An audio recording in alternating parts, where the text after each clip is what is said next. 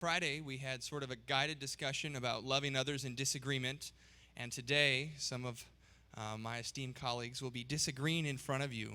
A couple of things to remember about this. Number one, the focus of today is not on the topics they're disagreeing about. So there's some very interesting topics which we will start discussing shortly, but it's not about the topic. It's about what they're doing while disagreeing, okay? Secondly, we sat in Dr. Profitt's office last week, and you need to understand, that's why this is not being live streamed, because some context is very important, that so that we have disagreement, some of the positions that the panelists here may hold today may not actually be their views on something.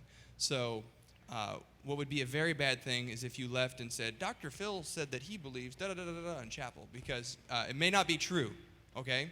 So the purpose of today is to learn how to disagree with somebody. It's not about the topics they will be discussing today. The format will be like this. It'll be about 10 minutes of discussion or disagreement on topic one, and then I'll call time, and then there will be about 10 minutes of analyzing the disagreement by the panelists. So we'll have 10 minutes of live debate, and then 10 minutes of analyzing, and then topic number two, and then 10 more minutes of analyzing, and we might have a third topic, but I suspect topic number two might take more than 10 minutes. So, without further ado, question number one, gentlemen. How should a Christian respond when asked how they feel or what they believe about homosexual marriage? And I believe we said we are going to state our positions before we begin disagreeing. Is it to be agreed on that? We can do that. Okay. Sure. So, go. You want to start? Just before, pardon my back, pardon my front, maybe even more importantly, but we're trying to position ourselves as we would in a conversation, because we want to model that kind of disagreement as opposed to podiums in a debate. Well, it's a really hot button issue today, and so I think there's a couple things that you need to be discerning of. One is, it's possible the person's not interested in actually hearing what you have to say. They just want to pigeonhole you in a particular box. And so sometimes you can discern that, sometimes you can't, but that's an important thing going in. But I actually think you should respond pretty directly with your feelings about that. I don't think that gay marriage is marriage. I think those two words mean two different things. And I think being really direct in how you respond is probably the best way to address that question. It's likely if a person's asking you that, they may already have a preconceived idea of what you think, but I think sometimes feeding a little bit into their preconception of you is not a negative thing, provided you are going to have an ability to follow up on that. I would probably approach it less directly. I think I would probably enter a question like that by questioning the question a little bit and asking, particularly if someone says, how do you feel about gay marriage? I think I would want to raise the question of why my feelings about something like a legal status are an important topic of discussion. So I think I would probably start there. And I think that my approach would really depend on who was asking the question and what the context was, and so I don't have a one. I don't have a. I know going in this is likely. I think. I'm interested, Josh, in why you think directness is the best approach. What's led you to that conclusion? Because I think culturally we're past the point where nuance is going to make a difference in some ways in the discussion. So if you just, it's often shocking to people when people directly uphold a particular moral point of view. They're actually surprised by that. So if you simply say, I disagree with it, and then pause, it's probably going to shock the person a little bit. It may have confirmed what they already believe about you in their mind, But it's also a little rare for people simply to say, this is what I believe. People are so afraid of offending other people that they often don't say what they actually think about something. And so sometimes it's possible the person will be so horrified by what you say that they can't have a logical or meaningful discussion, but they may actually be able to engage with you because they understand immediately from the outset that you think about the issue differently. I don't, of course, suggest stopping there, sort of saying that and then walking off. Yeah. But I don't think on that particular issue that, well, I think there's a danger in a soft lead-in in that, A, you can come across like you're trying to trick them, like maybe, I don't know, it can come off as a little off-putting to people because they don't understand why you won't just say what you think. Or secondly, I think it's possible that if you interrogate them too much, they'll just be offended by that. Essentially, they'll think that you're trying to mess with them. That's my take. Does that, you talked at the very beginning when you were talking about your position about issues of context, that kind of thing. I'm curious with that response as kind of your starting point, is there a particular goal you have in that kind of an interaction? For example, I think you have a point there about the rarity of people just taking a position on moral issues. Is your purpose kind of to illustrate that that's still okay in our culture? Or do you also have a purpose of persuading or just explaining your view? Do you have a range there, or is there a specific goal you're trying to accomplish in that sort of response? I think that my primary goal is simply to reinforce the idea that it's still acceptable to say what you believe. And I'm not always sure persuasion is possible, because I think a lot of folks simply are not open to that at all. But I do think that it's helpful for people of conscience everywhere if people simply talk to each other openly and freely about what they believe. I don't think you should be offensive, unintentionally or especially intentionally, but I think that sometimes it's easy for us to confuse directness and offensiveness. And while some people interpret directness as offensive, some people are offended by what you think in your head. They already know what you think in your head and they're offended by it. So. What was part of the reason that your approach was to kind of consider the person behind the question a fear of postmodernism's everybody's got their truth? So once you've spoken up and said, this is what I believe, you just are over there in your little bucket, your very small little bucket, and was that what was behind it? Or what about another option, which would be to say, well, here's what the authority that I base my beliefs on says about this topic, and that way it's not just, and I'm kind of going both ways on this, Right. but it seems like you can be dismissed as well. You're one of those weirdos who believe those weird things. Yeah, I think, particularly if somebody asks me how I feel about it, I eventually want to get around to Josh's point that I think that word means something, and you and I disagree about what that word means. And the reason I want to start there is because I think a part of that, that idea that no truth is better than any other truth, you're entitled to your opinion, may conflate thoughts with feelings.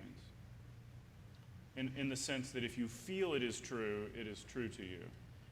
And that's a hard discussion to have, because the answer to how I feel about gay marriage is sad. But that's not like a rational position on a topic. And so that would be another possibility, I guess, is to just start by saying, well, I feel sad about it. Which would really, you want to talk about shock, that would probably really mess with them. And probably part of that, the reason for my response is that, and I think you touched on this, Josh, I probably naively enter any interaction like that with the hope that persuasion is possible. And you don't? I'm not sure that it is. I would like to. Context is important. Yeah. And sometimes the person is only asking you so that they can pigeonhole you. Yeah. And if you come off as what they are going to perceive as trying to wiggle out of the question, it's going to, I don't see a happy ending necessarily for them.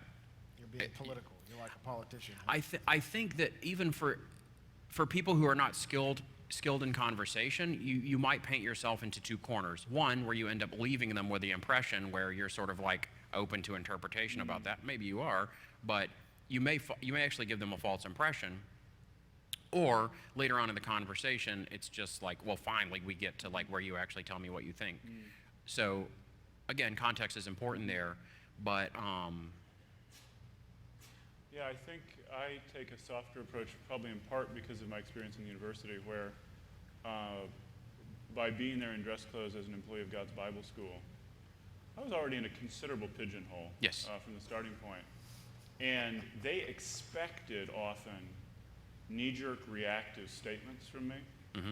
So as soon as I didn't give them that, and I questioned some of their assumptions, they had trouble now because I wasn't in the pigeonhole they thought I was in, and they weren't exactly sure where I was. And I found that typically that opened up more opportunity than it closed. But as you say, that's very context dependent. that is a valid point. Thank you for pointing that out. I was just in that situation on Friday. Yeah. And so when you go anywhere and you say, I'm from God's Bible School, College, and Missionary Training Home, they are very interested both in where you work and also what that looks like. And so in that case, if I'm speaking essentially for an organization, because at that point you sort of are, I don't think I would lead off with, I disagree strongly with it. Because thank you for that important clarification. You are carrying baggage that's not from just other you. people. Yeah. Yeah.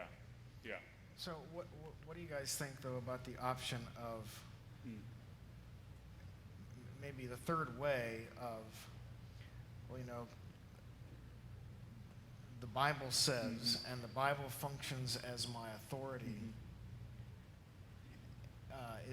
Is that actually, you think, less effective because the Bible's already been discredited in most people's minds? So am I a more authoritative source than the Bible? I mean, how do we negotiate that? Off the top of my head, I'm inclined to think it would shift the discussion to sources of authority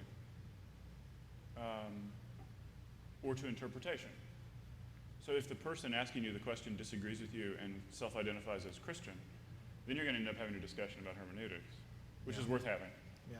And if they do not self-identify as a Christian, then I think that the discussion becomes not about the specific issue, but about worldview and presuppositions, and why would you use that book as an authority, which is, again, a conversation I think worth having. I would wonder how the person's going to take it when you essentially shift the topic on them.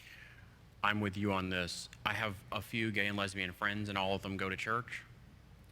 So immediately the conversation is going to go in a different direction, which eventually it probably will anyway. But I would be disinclined to lead off by saying, well, the Bible says this. Well, how about I'm a follower of Jesus, and this is what Jesus said about the topic? Their response may well be, me too. And then you're back to the hermeneutics discussion. I think it may be useful, though, to say, I mean, what I would be inclined to do is say something more along the lines of, for me, that's not a live question, because I don't get to make decisions in my life about what's true. Those decisions have been made for me. And so then I'm backing into your position, but starting from there, individualistic. And that may also stem from spending considerable time in university settings where I can't assume that my interlocutors are anything other than radical individualists that don't believe in objective reality at all. Okay. I can't. Time? Last word, yes. I jest. Okay, who won? Tell me who won. This Who was won? fun. Yeah, it was. So now we talk about our talking, right? Yeah. Yeah. I made a couple of moves that I would throw out there related to what we talked about on Friday. I thought it was helpful to clarify in our interchange the goals that we had, something in the background of both of our minds, I think, what we hoped would come out of that interaction with this person that we're talking to. Because if I'm hoping to persuade and you're just hoping to inform, we're never going to get on the same page. And that's, I think, useful to know from the outset. Yeah, and I was doing the options gambit of what about this, what about that, but I also deliberately threw in an option for them to be at odds with each other. And I was going to ask, how did that option that I threw in, how did you process that internally? Was the fact that you later said, I'm with him, in partial response to that move, or just a reflection of where you were at? I don't think I was responding. I think it was just a reflection to my thoughts on that. I've had the ability, or the opportunity, I should say, to disagree with a lot of people in a lot of contexts, especially about these sorts of things. So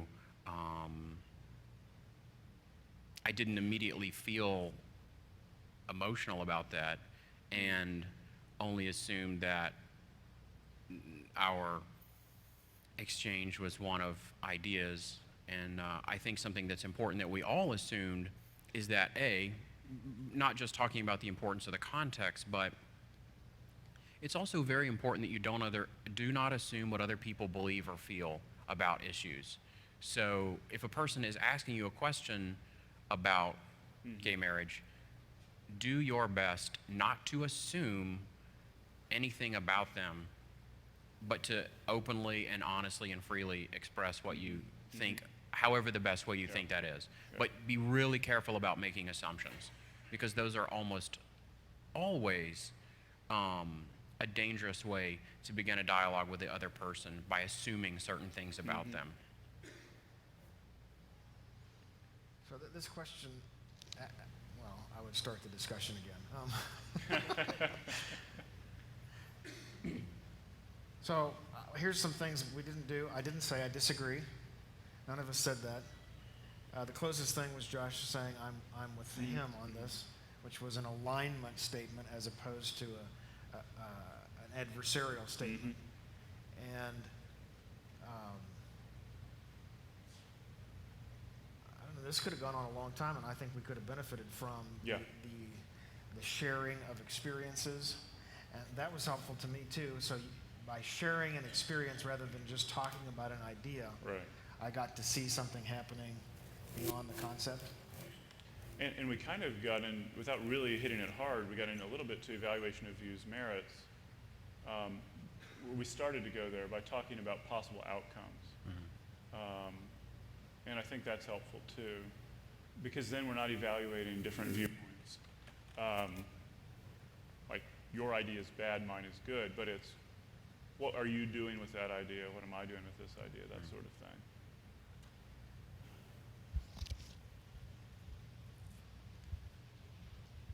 Anything else you observed about what we did? No. I think we did a good job on our tactics from Friday. Not only avoiding simple contradiction and inflammatory language, but hostile body language. I think we actually are interested in each other's points of view, which helps to affirm and express interest when you actually mean it. Might be harder if you don't. If they could stick up the categories of truth, one of the things that we didn't do is we didn't make the position on this categories 1, 2, or 3. We didn't make this a matter of, can you be saved and hold this position, or can you be part of this theological community and hold this position, or can you be part of our denominational community? We treated this as a category 4 issue, though I suppose there are people who would feel very strongly about, like, you've got to stand up for the truth, and view your kind of backing into it approach as like wimping out on, and maybe we believed that eventually, but we didn't start that way. Yeah, Westboro Baptist Church 30 miles down the road from where I went to college, found every opportunity to protest on the issues of homosexuality and would very much find my approach downright unchristian. Yeah. Thank you for not doing that, Jim. They're the ones that God hates. Yes, yeah. Signs and bullhorns. They showed up regularly. at Bob Jones, too. Oh, did they? They travel widely. Yeah. I think let's, yeah. Okay, topic number 2. Should a Christian vote for Donald Trump? Perhaps we should point out that this question was prior to the release of a certain tape Yeah, that's probably a good point to make. you may be familiar with by now.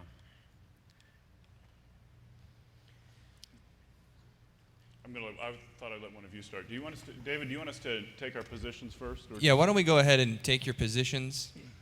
Runners, take your marks, and then we'll go ahead. Do you want me to start first?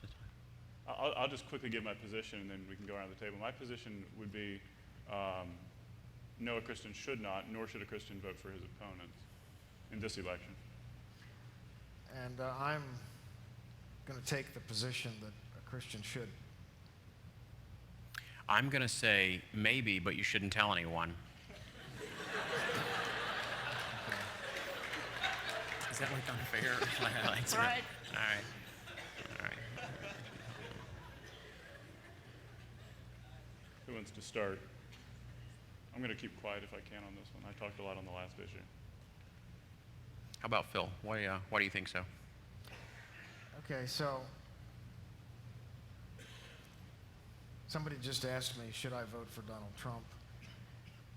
And I would say, well, the first thing you have to consider is your conscience. And you can't do anything that your conscience says is wrong. So if it says no, then don't vote for him. Number 2, I hope that you know that your conscience can be informed, so that the more information your conscience gets, it may initially start in one place and end up another place, and that's okay. And then I think that the way I think about evaluating questions like this are principles and consequences. Those are the 2 main categories that I work through. So I won't vote for Hillary because she's pro-abortion. If there was nothing else, if I had 2 pro-abortion people and those were the only options, then that might change my calculus. But I'm having to make an assumption about Trump's honesty, which is a very dubious assumption that I acknowledge, since he seems to change like the wind. But making that assumption, then the principle pushes me away from Hillary. The consequence thing, maybe we can talk about that later. I don't know if you. I'm not really wanting to make an opening gambit here. Sure. Yeah. Okay. So that's the starting place. I'll go with no, because that'll be a little bit easier to go back and forth on. And again, I think that one of the most important things we can do in culture is act as salt and light. And I think that voting for Donald Trump is incredibly damaging to our witness as evangelicals. And I do acknowledge the issue of abortion, and admittedly, in fairness to both sides, he has been on a variety of issues about that, but currently claims to be against it. I would argue that there's very little that any president is going to do that will stop abortion, because the Supreme Court has essentially ruled that is anti-constitutional to limit people's right to abortion. And so I think this is an issue that the Republican Party continually uses to foster loyalty and a religious voter base by promising them something they can never deliver on. Unfortunately, abortion is an abhorrent violation of human rights, and it's a violation of God's law against murder, but it is essentially the law of the land. That's not to say that these things can't be undone. That's what happened with slavery, but it took quite a long time for the Supreme Court to change its mind. And essentially the only way abortion is ever going to be undone that I'm aware of in our current political context is by the Supreme Court changing its mind. So let me ask you this. This is not a trick. Okay. Would you articulate that position in the same way if you were talking to me personally? How would you say that if you and I were having a Starbucks conversation? Probably a little quieter, but I think I would say it the same way, because I think that I feel pretty strongly that abortion is both abhorrent and also unlikely to be undone by a presidential candidate. And so moral calculations we make around a presidential candidate can take that into consideration. I don't mean to Go ahead. I don't mean to imply that people who won't vote for Hillary because of a just abhorrence by abortion are wrong, only that I'm not sure it's a moral calculation that's going, I'm not sure exactly how that moral calculation looks like, I guess. So in trying to work with what I heard you say was that oftentimes people's formula is get rid of abortion, elect a pro-life president, and that formula is wrong because it's not figuring in the Supreme Court. Did I understand?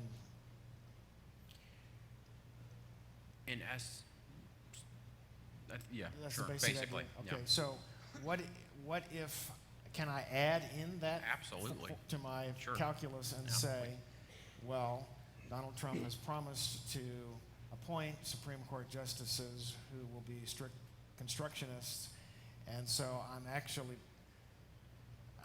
really voting because my goal is to change the Supreme Court, and he seems the one most likely to accomplish that intended goal. I am one of the never Trumpers who actually thinks he probably will. In as much as it's in his power, the Supreme Court is in a sort of precarious position. As you may know, it doesn't actually have a full complement of judges, and so this is an important election. But I would also point out that unless my facts are mistaken, the justice that wrote the majority opinion that legalized gay marriage was a Reagan appointee. That's right. So it's very difficult for presidents to know how justices are going to perform. And so I think that's still a tricky calculation. Actually, the justice who wrote Roe v. Wade was a Republican appointee, Yeah. Harry Blackmun. Well, it sounds to me like you're both trying to make me nihilistic about politics. I'm not trying to convert, but you know. I'm going to crawl over the edge of the pit that I feel dropped into here and try to grasp a straw of hope and say that you know, I say, so here's an experience I had. I was talking to my brother who and I was arguing against voting for Trump Okay. at the time, and he said, we are going down the slippery slope to perdition very quickly, and I'm going to go there scratching and clawing every step of the way. And I sat back and I said, I think that's the best argument for Trump that I've ever heard, because that does appear to be a scratch and a claw in the opposite direction, as opposed to just saying, you know, the ship's gone, all rats sleep off. The question I would have for Nathan via you is, why does he think that's more scratching and clawing than something completely different? It seems to be like he's talking in a closed system where the only option is vote for one of the two major party candidates, and that seems to ignore evangelism, discipleship, the church's prophetic voice to power, all of the whole range of issues is it just that he sees that as more effective than these other things? Well, I think he'd respond, look, I've got a website up on discipleship, yeah. and I'm big into evangelism, and I've got a whole set of attempts that I'm making, but I don't see any other option inside the one narrow category of making a political decision. I have to make a decision of some kind. Can I scratch in any way within that narrow framework? Is that? I think I understand what he's saying. I don't know, and I feel very much the same way in that our options are sort of scratching and clawing this year. But I don't know that that would necessarily lead me to vote for Donald Trump. I agree that the church's prophetic witness is so important, especially now as American evangelicalism really begins to lose cultural influence. People like Robert Jeffress, the pastor of the Baptist church in Texas, who's sort of on TV talking about these issues and supporting Trump, I think they're doing incalculable damage to Christian and prophetic witness across the United States, because by holding up a person who mocks and ridicules everything evangelicals claim to hold important, it casts, I think, a great deal of doubt in the minds of people who are not evangelical Christians as to exactly what in the world evangelicals are thinking. I understand that Robert Jeffress or Jerry Falwell Jr. doesn't speak for all of you. He doesn't speak for me. But for a lot of people who aren't evangelicals, they do. And so that's what they see happen. If the poll numbers, and they'll know if evangelicals turn out for Trump, back up what Jerry Falwell Jr. is saying, I think that's a terrible, terrible stain on American Christianity. Why? Well, I think that it's not simply that Trump is, in my opinion, unfit to be president simply by virtue of his lack of knowledge, not simply because he has these tapes or these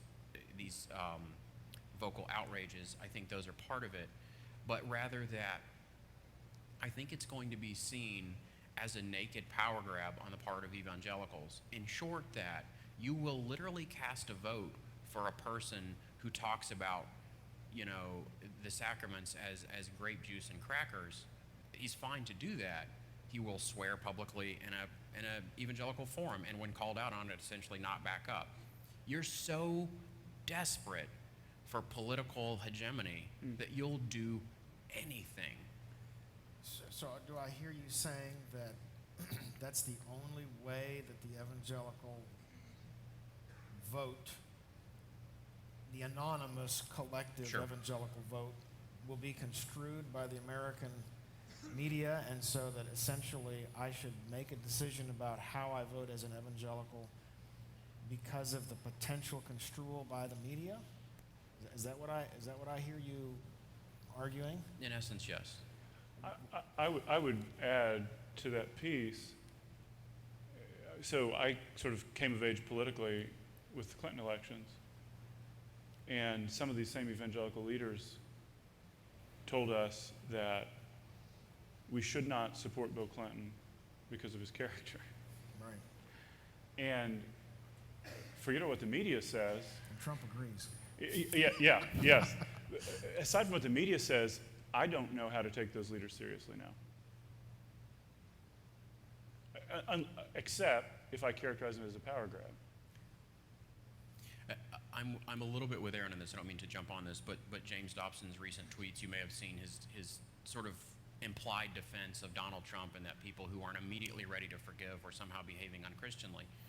Oh no, that's ridiculous. I think that's, I have no other box to put that in, but either I hope that he has, it's like someone else is running his Twitter feed and he doesn't see it, or he's just desperate for cultural influence. Like I really don't, I don't have another paradigm for So that. I have a different paradigm, and that would be that somebody like Jim Dobson or Franklin Graham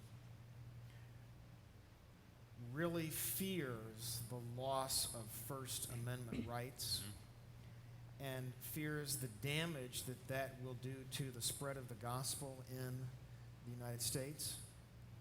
And while they don't fear it in the sense of they're going to try to duck and hide so they don't get put in jail, Sure. they're trying to avoid a historical and political outcome for what they view as the best. In other words, it seems to me like it's pretty easy to slide into political power language when in fact what you're trying to do is create a societal, cultural context that's healthy. Yeah. And what can look like colonial power, hegemony kind of stuff, in fact, is beneficent in its motivation. And don't we have to push back against the construal by the media and say, no, you don't have a right to construe what I'm doing in that way? I'm not really thinking about what the media construes it as. I'm thinking if Jim Dobson and Jerry Falwell and Robert Jeffress and Tony Perkins and Ralph Reed think that it is good to support Donald Trump, after that, I don't know what they mean anymore when they talk about moral good. So after the election, when they want to tell me what is morally good, I'm not sure that their category of moral good and mine are the same if theirs includes, not just saying lesser of two evils, not that, but some of these guys have said it is morally good to support Donald Trump. I'm concerned, how will people hear their evangelism post-election? I don't know if I'm making any sense or not. It reminds me of what Danny McCain said about his work in Nigeria, where Muslim students or Muslim colleagues say, you know, hey, you Christians are a bunch of alcoholics and fornicators because non-Muslims are engaging in these kinds of behaviors. And so then when he talks from the Christian box, they're hearing that. And I don't know what that does to witness, actually, post-election. In other words, even if their motive is to preserve the First Amendment, I don't know how they'll be heard exercising the First Amendment post-election. So this takes me back to my second thing that I talked about, principles and consequences. And right now, my thinking is that I cannot, with any degree of certainty, forecast the necessary consequences of a choice for me to vote for a person who I think is more likely to do some good than the person I think is almost certainly likely to do worse. And I feel like if I have to consider potential media outcome, if I have to consider potential implications for evangelism, that I'm being put in a position of saying it could be bad out here if I do X, and not being given the option to say, well, these possibilities may not eventuate. And if they don't eventuate, then there might be some good, and mightn't that good be sufficient grounds to make a decision back here, because I don't know these consequences will happen. And I think that's a different conversation. That's about the likelihood of consequences and outcomes, right? Well, and that's kind of the calculus that I'm trying to use, because what I hear people saying, like I just read the Decision magazine and Franklin Graham's plea, essentially saying, we know Hillary's going to appoint bad justices. This could be a 7-2 majority slamming all Christian rights. Let's at least vote in favor of an option that might not look like that.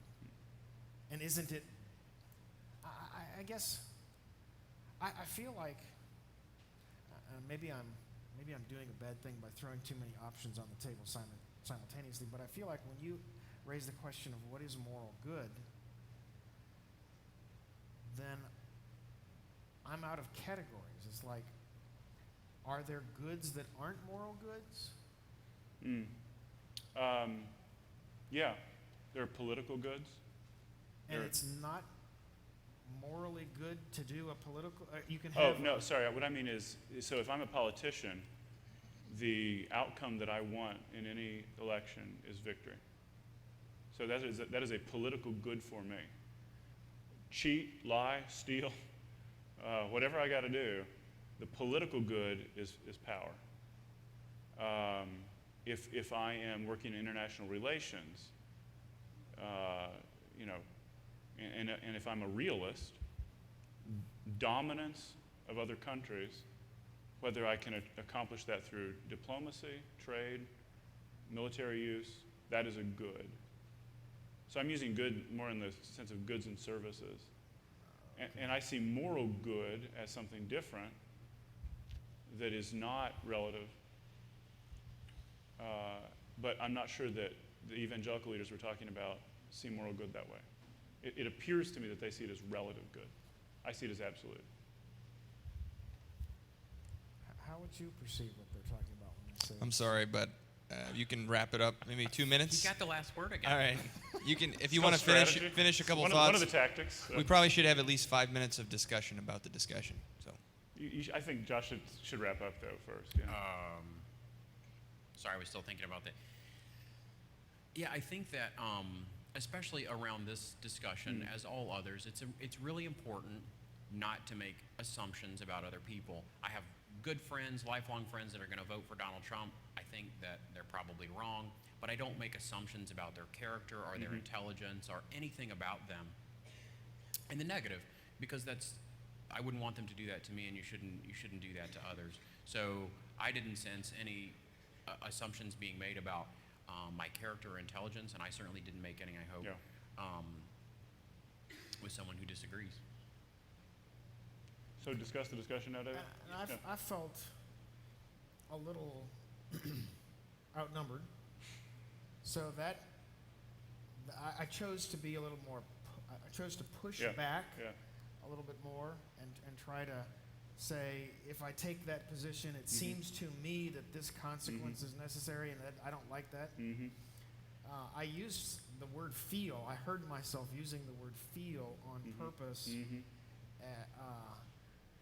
part because it showed that the discussion was close. It wasn't simply theoretical, but it was also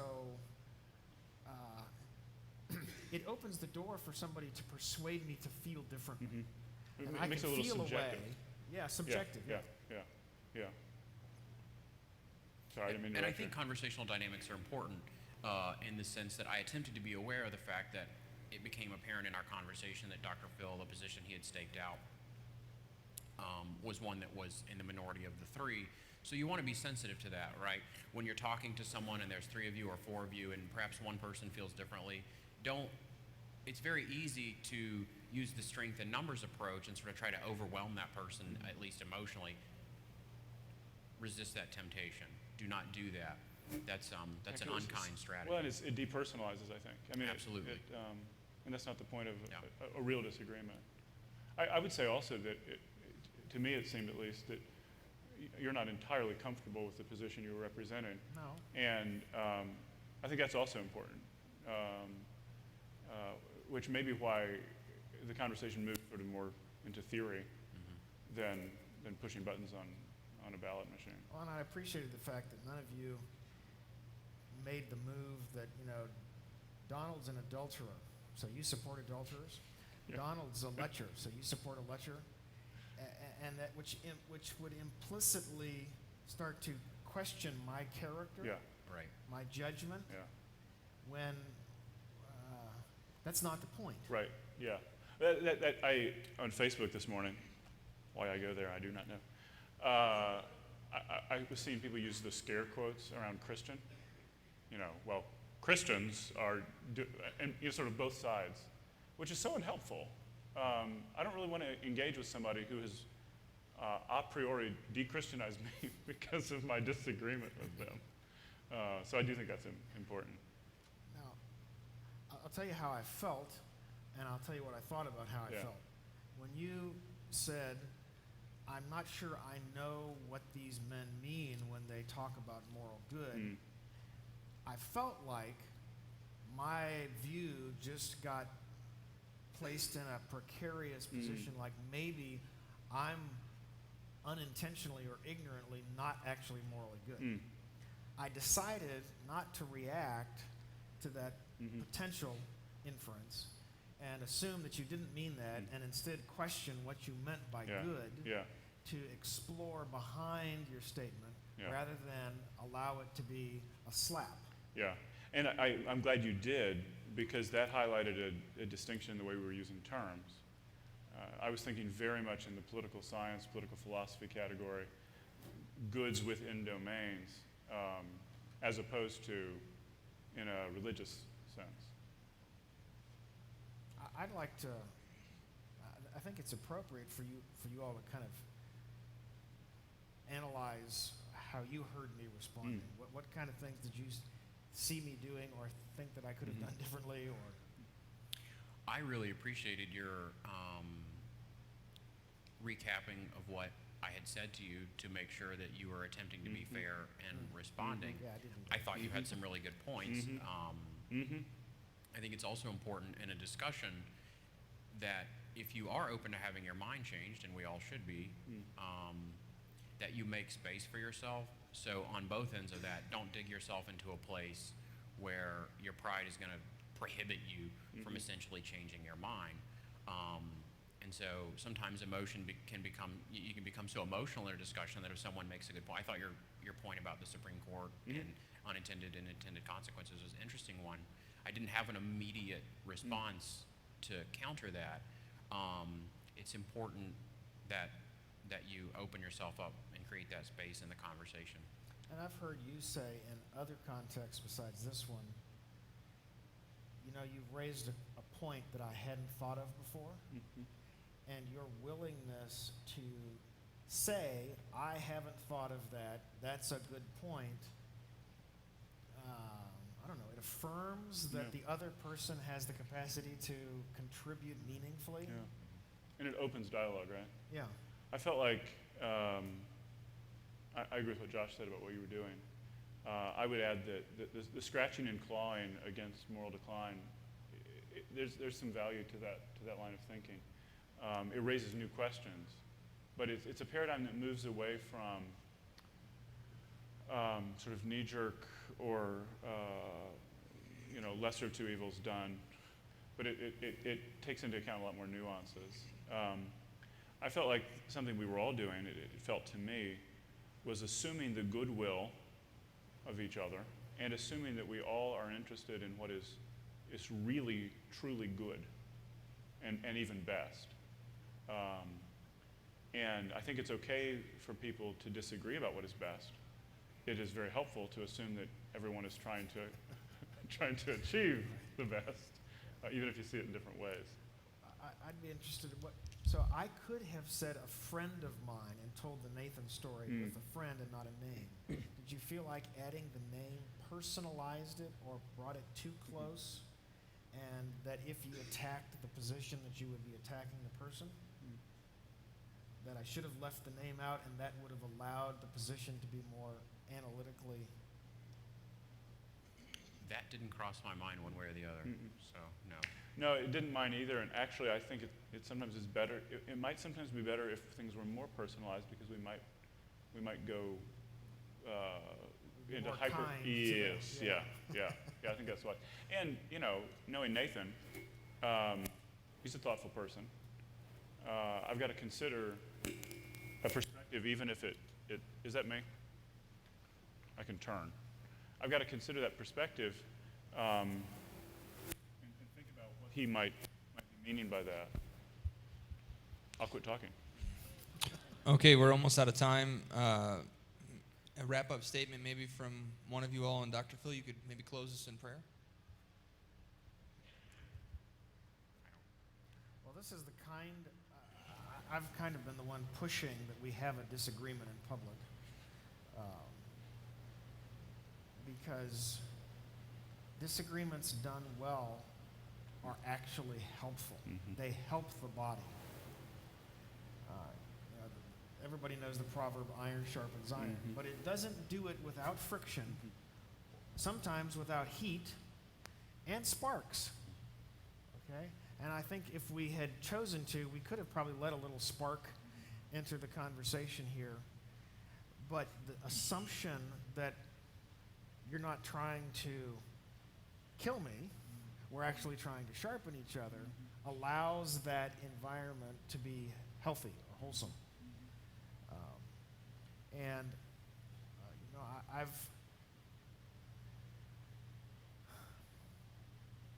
I'm watching Christians who struggle feeling alienated from people they disagree with, and want to say that we must choose not to allow our disagreements to alienate us from the people we disagree with. Our relationship to each other is bigger than our disagreements. And if you all at your stage and age of life can embrace that truth and practice that, wow, what a difference that'll make for your relationships and both politically, socially, church, and so on.